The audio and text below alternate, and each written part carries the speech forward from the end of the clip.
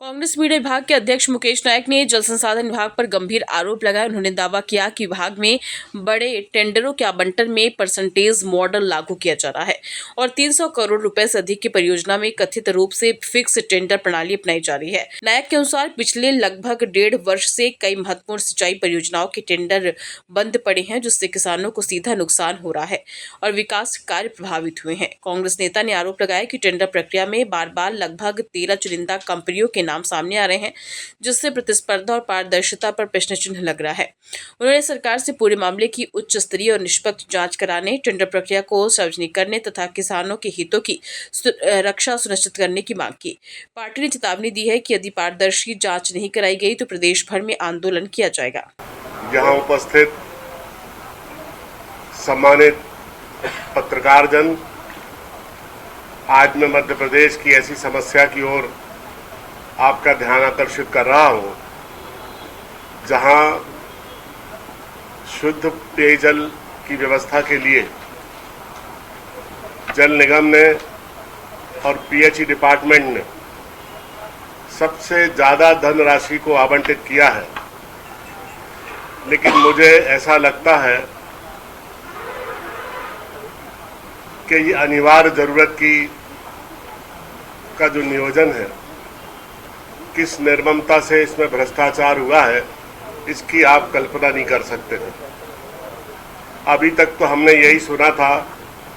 कि कोई एक व्यक्ति अभिनय के क्षेत्र में चोर का अभिनय कर लेता है, विलेन का अभिनय कर लेता है, हीरो का अभिनय कर लेता है। लेकिन ये पहली बार देखने में आ रहा है कि एक ही कंपनी अलग अलग छद्म नामों से किस तरह एक सिंडिकेट बनाकर सारे ठेके आपसी तालमेल और मेलजोल से हड़प रहे हैं और विभाग के मंत्री का और दलालों का उनको संरक्षण है। इसकी ये बड़ी अद्भुत कहानी है। मैं जल संसाधन मंत्री से ये पूछना चाहता हूं कि ये नौशाद नाम का व्यक्ति कौन है, जिसको आपने पूरा डिपार्टमेंट आउटसोर्स कर दिया है। ये कभी दिखाई नहीं देता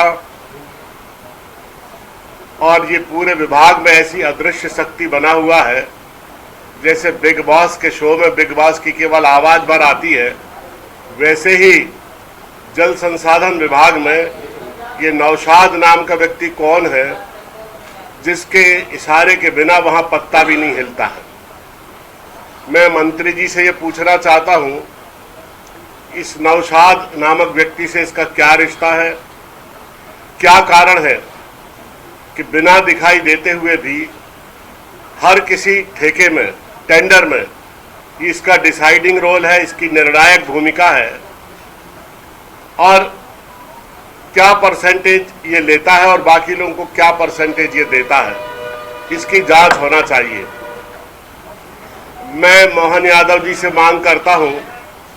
कि अगर वो जल संसाधन की इस हिस्सेदारी में शामिल नहीं है तो सीबीआई जांच की घोषणा करें और इस विभाग में नौशाद नाम के व्यक्ति की क्या भूमिका है। वैसे तो ये पब्लिक डोमेन में है, डिपार्टमेंट के सारे लोग इसको जानते हैं, आसपास की जो गतिविधियां हैं वहां सारे लोग इसके प्रभाव को जानते हैं, लेकिन आप इसको पब्लिक डोमेन में लाने की कृपा करें कि सरकार में और डिपार्टमेंट में ऐसी निर्लज्जता क्यों हो रही है। ये बताएं मंत्री जी और मोहन यादव जी कि ये मोंटेना कंपनी और राजीव मोंटेना, इनसे मुख्यमंत्री जी आपका और तुलसी सिलावट जी आपका क्या संबंध है, और जो अलग अलग कंपनियां आपसी तालमेल से जो टेंडर ले रही हैं उसमें ये राजीव मोंटेना की क्या भूमिका है, इसको स्पष्ट करें। ये वो कंपनी है जिसको माननीय कमलनाथ जी पूर्व मुख्यमंत्री ने इसको ब्लैकलिस्ट किया था, लेकिन ये छद्म नामों से पूरे ठेके ले रही है इसकी डिसाइडिंग भूमिका है